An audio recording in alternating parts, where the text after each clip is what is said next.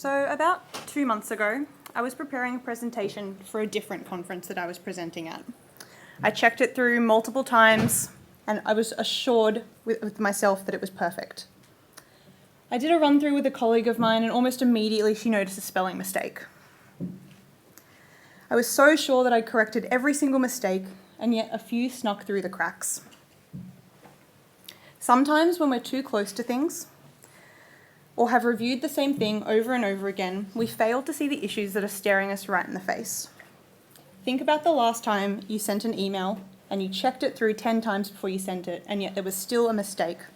Or the ever common, you forgot to attach the document you're talking about through the whole email. So, 70% of the population won't spot the mistake in this sentence. In case you missed it, if you read the sentence word for word, it says 70% of the population won't spot the mistake in this sentence. The word the is in there twice. So, confirmation bias is the tendency to search for, interpret, focus on, and remember information in a way that confirms your preconceptions, ideas, or beliefs. Confirmation bias is present everywhere in our day-to-day lives. For example, fans at a sporting match agreeing or disagreeing with a referee's decision based on whether it disadvantages or advantages the team they are supporting. Or convincing yourself that you have a brain tumour because WebMD told you that's what your headache was, when realistically you haven't had any water today. Confirmation bias becomes evident in laboratories, particularly when conducting internal audits, as we have a tendency to look for information that supports our beliefs or preconceptions about our own laboratories. Sometimes we're just too close, and we need an independent perspective to identify the gaps. We can't be perfect all the time, and if we were, I wouldn't be giving you this talk. So this brings me to the top 10 most common deficiencies noted during NATA assessments. We're going to run through the sections of the standard that most often have conditions raised against them, the general requirements and examples of the most common issues within these clauses. And there's also a couple of specific examples raised during recent NATA assessments. And these are in no particular order. So, number 1, laboratories must establish and maintain legible records related to laboratory functions. Documentation, including procedures, policies, worksheets, must be approved, periodically reviewed and updated as needed. They also need unique identification. Standard-specific requirements also include the need to specify retention times in ISO 15189 and the maintenance of records being reliant on contractual obligations in ISO 17025. Common examples of non-conformances noted during NATA assessments include obsolete documents in use in the laboratory, unauthorised or untraceable amendments made to laboratory records and procedures, and documents not being reviewed in the required time frame that's defined by the laboratory.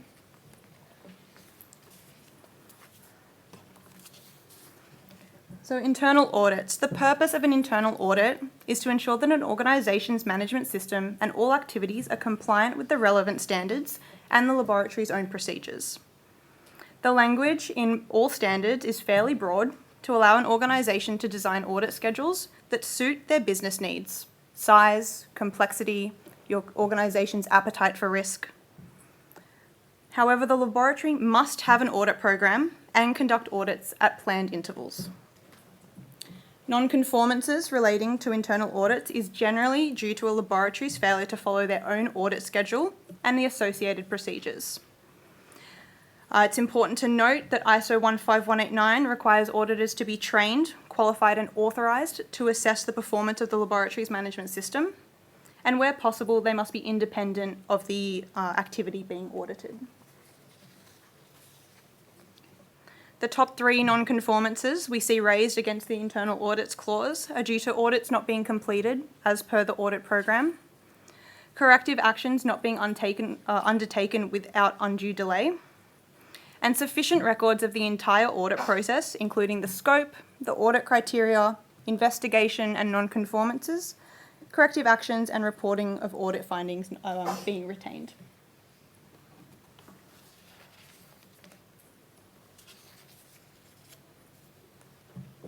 So, the way in which a laboratory reports their results is a crucial element for customers and clients, and the standards are very detailed in the requirements for the reporting of results. Results must always be reported accurately and concisely, and shall include all information agreed with the customer, as well as any information available to the laboratory for the interpretation of the results by the client. The standards are very specific in detailing the minimum content required for the reporting of results, and this includes the reporting of critical results for human pathology laboratories. The format of these reports, however, can be dependent on the results being reported and any requirements detailed in customer contracts. The most common non-conformances we see being raised against this clause is due to reports missing the minimum reporting requirements detailed in the relevant standards, results which are reported outside the scope of the laboratory's accreditation, or those carried out by external providers not being clearly identified, and a failure to identify amended reports or results.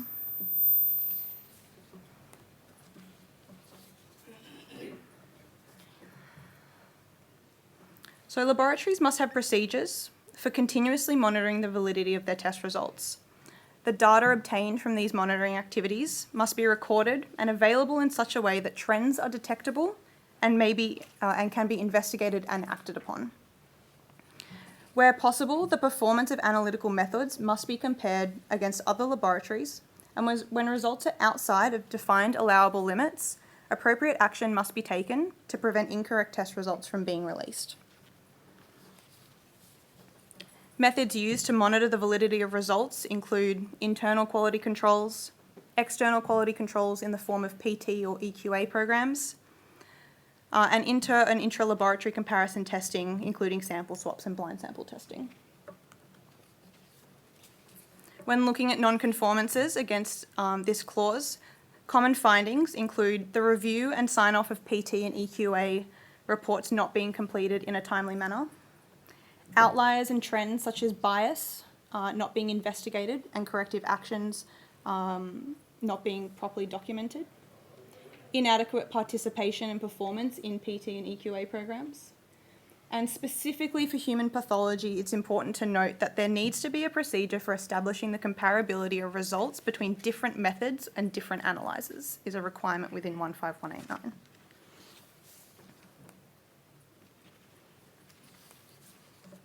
So method validation and verification. This clause covers the selection, verification and validation of methods. In other words, the laboratory needs to ensure that methods are fit for purpose, capable of achieving the intended results under specific conditions and against established criteria. Validation or verification of methods must be performed before being used and for sample testing and in order for the testing to be added to the laboratory scope of accreditation. It must also be repeated when modifications to existing methods are made, and appropriate records and documentation must be maintained. When looking at conditions that are raised against verification and validation clauses of the standard, the most common reasons are the lack of verification or validation completely, incomplete validation or verification data, including accuracy, precision, specificity, and sensitivity data, lack of the calculation of measurement uncertainty, and validations and verifications not being reviewed and signed off by the appropriate staff before the test is being put into use. So an example from a recent NATA assessment, the verification, so the finding was verification of examination procedures must be performed before introduction into routine use. The X kit was replaced and no verification performed. In this case, the laboratory believed that because they already had the test on their scope of accreditation and had been performing it for years, they did not need to repeat the verification even though they'd gone to a new manufacturer of kit.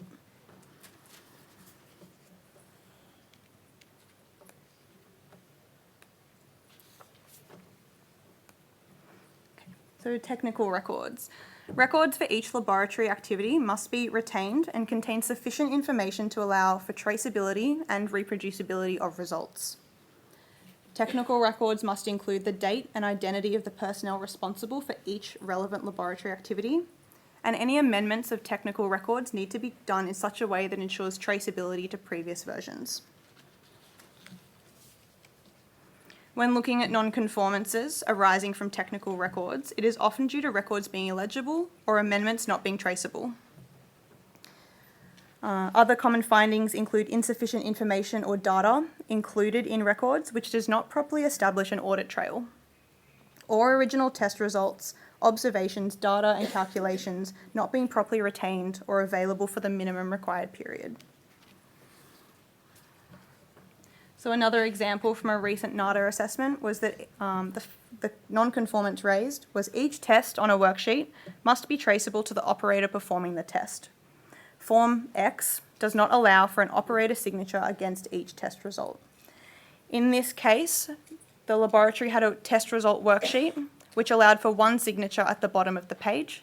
However, the worksheet was being used across multiple days and by multiple technicians. The laboratory amended the worksheet to allow for the operator to initial next to each test result.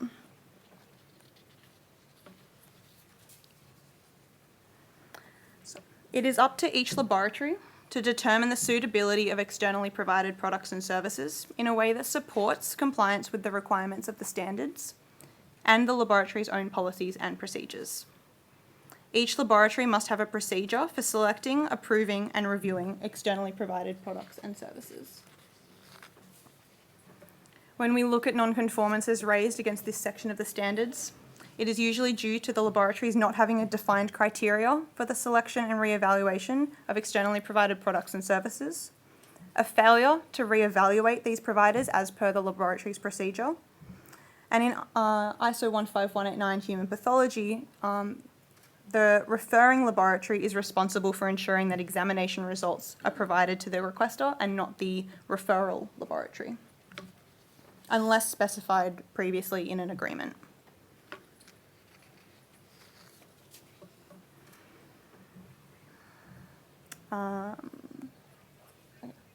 So laboratories must document competence requirements for each function within the laboratory. Personnel must be authorised to perform specific laboratory functions, and appropriate records and documentation must be kept for all personnel. When we look at non-conformances arising around personnel and procedures and records, it's usually due to competency training not being completed as per the training schedule, personnel not being authorised to perform specific laboratory functions such as data entry, testing of patient samples or specimens, releasing of results, or not having a procedure to define ongoing competency requirements. A non-conformance raised at a recent NATA assessment, the finding was that staff training and competency assessments must be conducted by trained and qualified staff. Staff competency assessments are conducted by the laboratory manager, however, no training records for the laboratory manager were available.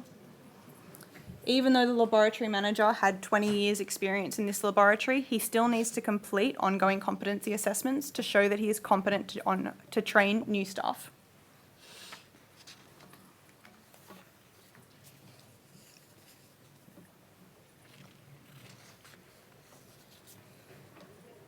So management review is a critical part of the governance of an organisation. Management review meetings, the frequency is decided by the laboratory, but it must be at planned intervals and appropriate for the size and complexity of the laboratory. Actions arising from management review meetings must be documented and communicated to staff. When we look at non-conformances arising from management review meetings, it is often due to management review meetings not being conducted as per this planned schedule, the minimum agenda items listed in the standard not being discussed, even if that discussion is no discussion required, or decisions and actions resulting from management review meetings not being recorded and communicated to the laboratory staff.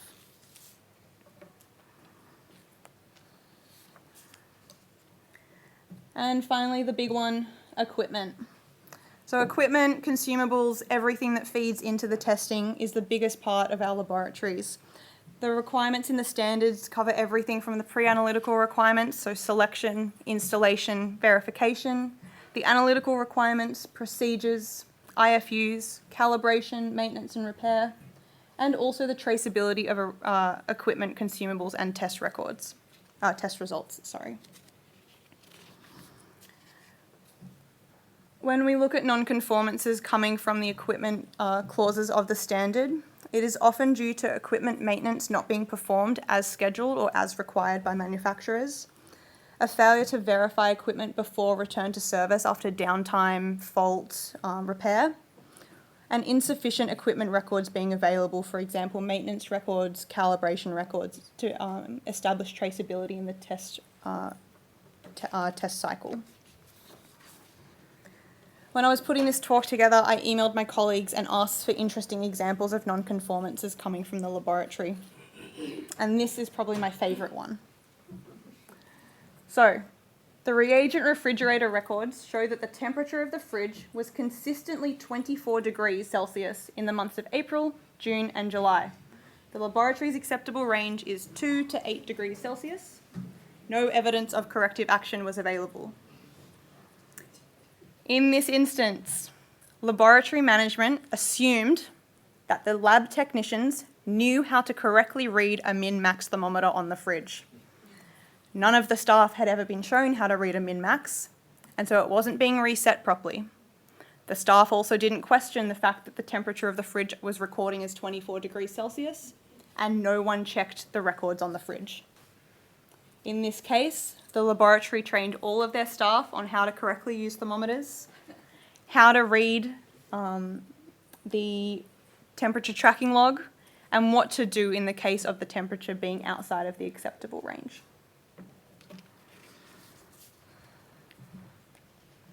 So these are the top 10 areas of the standard, which most often have non-conformances raised against them.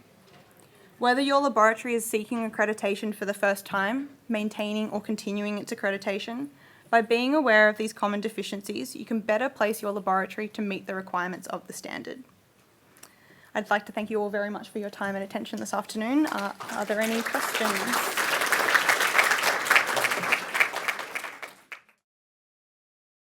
What happens if we cannot address findings? In the majority of cases, non-conformances can be addressed. I'm not sure if the person who asked the question would like to give a specific example. Yeah, I'm not quite sure how to... Usually we do have discussions with our technical assessors during the submission review process, and we get their feedback on whether or not a laboratory's submission to a non-conformance is appropriate. It really does depend on the risk that's associated with the non-conformance and the action that the laboratory is taking. I'm not sure without specifics. The next question we have is, how long do we have to address findings in a report? So once you receive the confirmed report on assessment, the laboratory is generally given 4 weeks to respond to any of the non-conformances raised. If they are particularly high risk, you might be given a slightly shorter time frame, but generally you'll get 4 weeks to submit a response, and that response includes a cause analysis and the action that the laboratory is taking to address the non-conformance. You'll then receive a response from NATA, which might be that the laboratory response is satisfactory, or we might require more information and evidence and action to satisfactorily close out a condition.